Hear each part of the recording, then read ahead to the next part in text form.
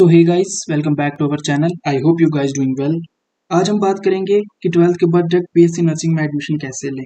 Video को skip नहीं करना, पूरा देखना वीडियो को। मैं कोशिश करूंगा आपके जितने भी डाउट्स हैं सब इसी वीडियो में क्लियर हो जाएं, इसके बाद आपको कोई भी वीडियो देखने की नीड ना पड़े।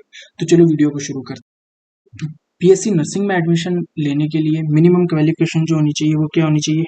12th होनी चाहिए रिकॉग्नाइज बोर्ड से, किसी भी रिकॉग्नाइज बोर्ड से मिनिमम आपके पास क्या क्वालिफिकेशन है? 12th होनी चाहिए। कौन से सब्जेक्ट होने चाहिए, कौन से स्ट्रीम होने चाहिए? सब आपके पास सब्जेक्ट होने चाहिए, पीसीबी होने चाहिए, फिजिक्स केमिस्ट्री बायोलॉजी होना चाहिए या पीसीएम होना चाहिए। ठीक है। और मिनिमम मार्क्स कितने होने चाहिए आपके? मिनिमम अगर हम बात करें तो 55% आपकी 12th में होनी चाहिए बीएससी नर्सिंग में एडमिशन लेने के लिए, चाहे आप वो गवर्नमेंट के थ्रू ले रहे हो चाहे प्राइवेट एडमिशन ले रहे हो, डायरेक्ट एडमिशन ले रहे हो। ठीक है।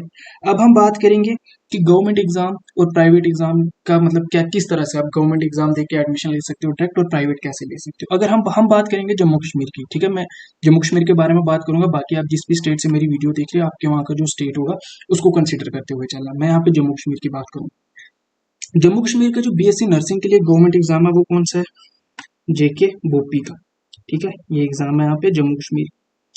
इस एग्जाम को क्वालिफाई करने के बाद मैं आपको बता देता हूँ, ये रहता है 180 मार्क्स का। इस एग्जाम को क्वालिफाई करने के बाद डायरेक्ट आपको क्या होती है, गवर्नमेंट सीट मिल जाती है बीएससी नर्सिंग के लिए।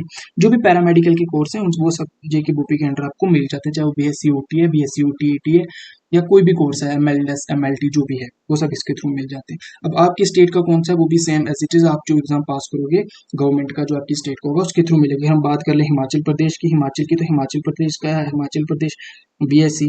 जम्मू का जो सॉरी जो पंजाब का है, अगर हम पंजाब की करेंगे तो वो है PPMET।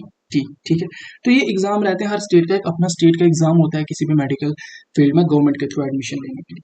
अभी हम बात करेंगे कि आपने फॉर एग्जांपल एग्जाम दिया बोपी का, तो आपकी सिलेक्शन नहीं हुई, मार्क्स कम आए। अगर मान के चलते हम 180 मार्क्स का टोटल जो एग्जाम था, तो जिसमें से आपके मार्क्स आ रहे हैं, कितने मार्क्स बन रहे हैं आपके, हम कंसिडर कर लेते हैं 70। और फॉर एग्जांपल आपको सीट नहीं मिल रही, हम ये मैं एग्जांपल ले रहा हूँ, फॉर एग्जांपल कट ऑफ से आपके मार्क्स कम है, आपको सीट नहीं मिल रही, तो आप कम मार्क्स से भी जाके क्या कर सकते हो, देख सकते हो कुछ प्राइवेट कॉलेजेस जम्मू के अंदर ऐसे भी हैं जो क्या करते हैं कि कम मार्क्स में बोपीके में भी एडमिशन दे देते हैं। आपके वहाँ पे भी कुछ होंगे जो दे देते हैं। अब हम बात करते हैं अगर आपको उसके थ्रू लेनी नहीं, आप आउट ऑफ स्टेट लेना चाहते हो किसी भी स्टेट में, हम कंसिडर करेंगे यहाँ पे चंडीगढ़ को, पंजाब को, क्योंकि मैक्सिमम जो स्टूडेंट्स हैं वो क्या प्रेफर करते हैं पंजाब के अंदर जाके बीएससी नर्सिंग करने। तो प्राइवेट बीएससी नर्सिंग करने के लिए जो जो मैंने आपको बता दिया, पीसीबी या पीसीएम आपके पास होना चाहिए, 55% होनी चाहिए। पंजाब को हम कंसीडर करते हुए चलेंगे। आप देख लेना जिस स्टेट में आप एग्जाम दे रहे हो एडमिशन लेने के लिए, उस स्टेट का एग्जाम कौन सा, आप गूगल कर लेना। नहीं पता चलेगा तो आप मेरे को मैसेज कर देना, नीचे कमेंट कर देना, तो मैं आपको उसका रिप्लाई दे दूंगा। हम बात करते हैं पंजाब की।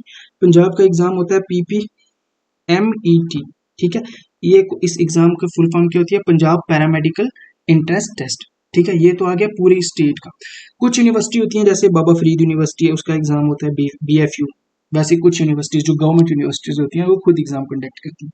अब हम बात करते हैं कि ये क्या एग्जाम टफ रहता है, इसको किस तरह से क्वालिफाई करके हम प्राइवेट एडमिशन ले सकते हैं। प्राइवेट एडमिशन लेने के लिए भी हमें एग्जाम देना पड़ रहा है। तो इसके लिए आप जिस कॉलेज में एडमिशन देने के लिए जा रहे हो वहाँ पे आपने सबसे फर्स्ट ऑफ ऑल आपको क्या करना है, मैं आपको सीधा बताता हूँ। आपको एडमिशन लेनी है, आपकी 12th में जो मार्क्स जो क्राइटेरिया डॉक्यूमेंट्स आपके क्लियर है, आपने यूनिवर्सिटी या कॉलेज सेलेक्ट किया, आप वहाँ पे की। अब आपने वहाँ पे देखना है कि वो यूनिवर्सिटी का खुद का एग्जाम है या कि वो PPMET या UGC जिसके अंडर भी ले रही है। ठीक है। अब वहाँ पे आप पहुँच गए, आपको सब पता चल गया कि कौन सा एग्जाम है। हम कंसीडर करके चलते हैं, एग्जांपल ले लेते हैं हम कि कौन सा एग्जाम है वहाँ पे PPMET का। अब आपने क्या करनी है, सबसे पहले कॉलेज में अपनी सीट बुक करनी है। सीट बुक करने के लिए मिनिमम 5 to 7,000 रुपीज़ जो सीट बुकिंग की जो फीस होती है, रजिस्ट्रेशन फीस, वो इतनी लेते हैं। उसके बाद क्या होता है कि वो कहीं पर कुछ कॉलेजेस ऐसे हैं या कुछ यूनिवर्सिटीज ऐसी हैं कि जो स्टूडेंट्स को खुद 1 मंथ तक वही पढ़ाती हैं PPMET का। ठीक है, उसी 5,000 में, इसके अलावा कोई एक्स्ट्रा चार्ज नहीं लेती है। बट कुछ यूनिवर्सिटीज आती हैं कि जो आप पे छोड़ देती हैं पढ़ने के लिए। यूनिवर्सिटी का एग्जाम तो ईजी होता है, यूनिवर्सिटी में जो हाई रैंक के बच्चे हैं जिनके 12th में मार्क्स अच्छे हैं वो तो कंसिडर कर ही लेते हैं यूनिवर्सिटी का एग्जाम, और यूनिवर्सिटी नहीं चेक करना, उन्होंने दे देनी है एडमिशन। और PPMET का भी ऐसा रहता है, जो कॉलेज आपको प्रिपेयर कराता है उसी में से क्वेश्चन आते हैं, उससे एक्स्ट्रा कुछ क्वेश्चन आता है और बिल्कुल इजी 11th-12th के मार्क्स जो है वो रहते हैं। अभी जब आपका एग्जाम क्लियर हो जाएगा उसके बाद क्या होगा, आपकी जो सीट है या जो एडमिशन है वो क्या हो जाएगी, कंफर्म हो जाएगी जिस कॉलेज में आपने ली है।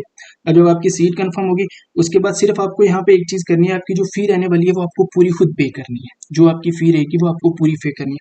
हम एग्जांपल ले लेते हैं कि आपका पर ईयर का अगर फीस स्ट्रक्चर बन रहा है, ये मैं एग्जांपल ले रहा हूँ, ठीक है। पर ईयर आपका अगर फीस स्ट्रक्चर बन रहा है, हम मान के चलते हैं 80,000, तो वो आपको 80,000 पे करना पड़ेगा, क्योंकि आपने सीट एग्जाम नर्सिंग में बैठने के लिए रिकॉग्नाइज्ड यूनिवर्सिटी में बैठने के लिए एग्जाम पास किया, ना कि अपने गवर्नमेंट सीट निकाली है कि जिसमें आपकी फी वगैरह कट होगी, ठीक है। जब अब आपको अपने ये देख लिया, अब हम बात करते हैं कि क्या जो डायरेक्ट एडमिशन वाले स्टूडेंट होते हैं क्या इनको स्कॉलरशिप मिलता है। तो अगर हम बात करें स्कॉलरशिप की, तो कई स्कॉलरशिप होते हैं, जैसे एनएसपी है, ठीक है, जम्मू कश्मीर में जेके के थ्रू मिलता है, लेबर का स्कॉलरशिप मिलता है, ये मिल सकता है। अगर आपके पास कोई और कैटेगरी है, एससी है या एसटी है, इसके जो स्कॉलरशिप मिलते हैं, ठीक है, ईडब्ल्यूएस है, इनके कुछ तक हद तक स्कॉलरशिप मिलते हैं, वो तो आपको कॉलेज की तरफ से, यूनिवर्सिटी की तरफ से कंफर्म मिलेगा ही मिलेगा, ठीक है, वो तो कहीं जाएगा ही नहीं। अब हम बात करेंगे बीएससी नर्सिंग और जेएनएम में क्या डिफरेंस है, ठीक है। अब हम देख लेते हैं कि बीएससी के साथ साथ काफ़ी जो स्टूडेंट है वो ये कंसिडर करते हैं बीएससी नर्सिंग और बीएससी नर्सिंग, जीएनएम और एएनएम, इसमें क्या डिफरेंस रहने हैं, ठीक है। अभी हम बात करते हैं यहाँ पे बीएससी। बीएससी जो है ये ग्रेजुएट कोर्स है, ठीक है, 4 ईयर्स का कोर्स रहने वाला है ये, जिसमें आपकी ऑल अराउंड 1 ईयर की शायद इंटर्नशिप रहती है इसकी, ठीक है। बीएससी नर्सिंग के अंदर जो भी नर्सिंग का होता है, जो भी काम एक नर्स करती है, मेडिकल का जो काम होता है, वो सब एक नर्स को सिखाया जाता है, ठीक है, क्योंकि ये 4 ईयर का कोर्स है और फुल फ्लेजेड एक नर्स होती है जो कि एक इंडिपेंडेंटली किसी हॉस्पिटल में, किसी नर्सिंग होम में वर्क कर सकती है।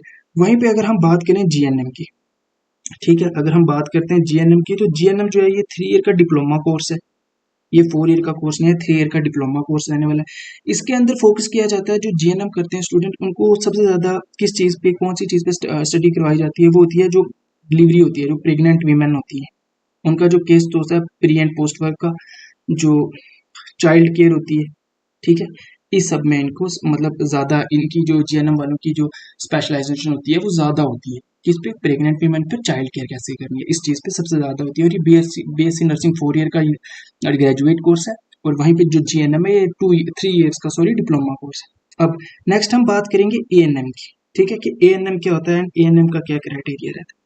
एएनएम जो है वो 2 ईयर का कोर्स है, डिप्लोमा कोर्स है। इसके अंदर जो है बेसिक जो हम बात कर लेते हैं, जो एक सब डिस्ट्रिक्ट हॉस्पिटल होते हैं, जिसको हम प्राइमरी पीएचसी कहते हैं, प्राइमरी हेल्थ सेंटर कहते हैं या सीएचसी कहते हैं, ठीक है, इसके अंडर इनकी जॉब होती है। और इनका कुछ इतना ज़्यादा योगदान नहीं होता है, इनका बस होता है प्राइमरी हेल्थ सेंटर या जो कम्युनिटी हेल्थ सेंटर होता है, जो सब डिस्ट्रिक्ट लेवल बिल्कुल छोटा सा हॉस्पिटल होता है गांव के अंदर, वहाँ पे इनका काम होता है, बस मिनिमम काम होता है, ना तो ये नर्सिस में आती हैं और ना ये डिप्लोमा कोर्स में आती हैं, मतलब ना के बराबर है, तो इसलिए हम इसको कंसिडर ही नहीं करते एएनएम को, ठीक है। हम ले लेते हैं बीएससी को, बीएससी नर्सिंग को और जीएनएम को। मैक्सिमम जो स्टूडेंट्स यहाँ पे मेरी वीडियो देख रहे होंगे वो बीएससी नर्सिंग के लिए देख रहे होंगे। तो आई होप कि अभी तक जो मैं आपको समझा रहा हूँ इसमें कोई भी डाउट आपके दिमाग में नहीं रहा होगा बीएससी नर्सिंग के रिगार्डिंग। अगर कोई भी डाउट आपको रह रहा है तो आप मुझे कमेंट करके पूछ सकते हो। तो अभी हम बात कर लेते हैं कि जेकब ग्रुपी का जो एग्जाम होता है उसमें आप उसका क्या क्राइटेरिया रहता है, कैसे रहता है। अगर हम बात करें यहाँ पे जेके बूपी का 180 मार्क्स का एग्जाम रहता है, ठीक है, जिसके अंदर 60 मार्क्स आपके फिजिक्स के होते हैं, ठीक है, 60 मार्क्स आपकी केमिस्ट्री के होते हैं, और वहीं पे 60 मार्क्स जो है आपके बायो के होते हैं। तो ये टोटल बनते हैं 180, ठीक है। आप जिस स्टेट से मेरी वीडियो देख रहे हो, अगर आप जम्मू कश्मीर से देख रहे हो तो आपके लिए तो ज़्यादा है, से आपको पता नहीं चल रहा तो आप कमेंट कर देना, मैं उसके आपको गाइड कर दूंगा, ठीक है। अगर और किसी कोर्स में आप एडमिशन लेना चाहते हो या कुछ डाउट है तो आप कमेंट कर देना, मैं भी क्लियर कर दूंगा, या तो एक डेडिकेटेड वीडियो बना दूंगा पैरामेडिकल के जो भी कोर्स आते हैं आफ्टर 12th के बाद जो भी कोर्स आते हैं। तो अब हम ज़्यादा वीडियो लंबी नहीं करते, यहाँ पे शॉर्ट शॉर्ट में आपको बताता हूँ, वीडियो एंड करते हैं, ठीक है। 180 मार्क्स का आ गया आपका, यहाँ से जो 180 नंबर का पेपर होता है, 180 क्वेश्चन होते हैं, हर क्वेश्चन में आपको कितने मार्क्स मिलते हैं, +1 होता है हर क्वेश्चन का। और आप क्वेश्चन गलत कर रहे हो तो 0.25 जो है ये माइनस होता है, ठीक है, माइनस में चेकिंग होती है। ये आ गया गवर्नमेंट बोपी का एग्जाम। और प्राइवेट एडमिशन लेने के लिए मैंने आपको बता दिया, मिनिमम 12th होनी चाहिए, पीसीबी या पीसीबीएम होनी चाहिए आपके पास, 55% होनी चाहिए। एज लिमिट का तो कुछ होता ही नहीं है, 18 साल से ये आपकी उम्र ज़्यादा होनी चाहिए। और एग्जाम होता है, अगर यूनिवर्सिटी का एग्जाम है, यूनिवर्सिटी तो क्लियर करवा देती है, कोई भी यूनिवर्सिटी अगर खुद एग्जाम ले रही है वो तो पास हो ही जाता है बंदे का। लेकिन ट्राई ये किया करो, जब भी सेशन स्टार्ट होता है ना उसी वक्त इनरोल किया करो, क्योंकि उस वक्त सीटें वैकेंट होती हैं, उस वक्त आपके ज़्यादा चांसेस होते हैं। बाद में जब सीटें फुल हो जाती हैं तो उसके बाद एग्जाम में फेल हो जाते हैं स्टूडेंट, ठीक है। अगर यूनिवर्सिटी का एग्जाम है वो तो क्लियर हो ही जाएगा, और अगर एग्जाम जो है पीपीएमईटी का या और किसी सॉरी स्टेट का एग्जाम दे रहे हो आप, तो वो जो एग्जाम है वो मतलब पढ़ के इजी निकल जाता है, ठीक है। 12th का ही होता है, फिजिक्स केमिस्ट्री एंड बायोलॉजी। बाकी जो जो कोर्सेज है मेडिकल के, उनका भी कुछ हद तक सेम होता है, बट उनमें कुछ ऐसे कोर्सेज हैं जिनमें एग्जाम नहीं होता रिक्वायर्ड। तो अगर आप चाहते हो कि मैं उस पर भी एक डेडिकेटेड वीडियो बनाऊँ, जो भी कोर्स है, बीएससी नर्सिंग का तो हो गया, बैचलर ऑफ फार्मेसी है, बीपीटी है, या तो उसके बाद अगर हम बात कर रहे हैं रेडियोलॉजी है, या तो हम एमएलएस एमएलटी की बात कर लें। तो अगर आपको किसी और कोर्स पे डेडिकेटेड वीडियो चाहिए तो कमेंट कर देना, मैं उस पर वीडियो बना दूंगा। अभी के लिए हम वीडियो को करते हैं खत्म। अगर आपने वीडियो स्किप करी है तो फिर से पीछे जाओ, वीडियो को पूरा देखो। मैं गारंटी से कह रहा हूँ इस वीडियो के बाद आपको कोई और वीडियो देखने की नीड नहीं पड़ेगी। तो मिलते हैं नेक्स्ट वीडियो में। Till then take care. और अगर अभी भी कोई डाउट है कमेंट करो, मैं आपका कमेंट जो है मैं रीड करूंगा। मैं ऑब्वियसली सभी कमेंट रीड करूँगा, तो कोई भी डाउट है कमेंट करो, मैं आपका कमेंट का आंसर दे दूंगा। तो मिलते हैं नेक्स्ट वीडियो में। Till then take care, bye.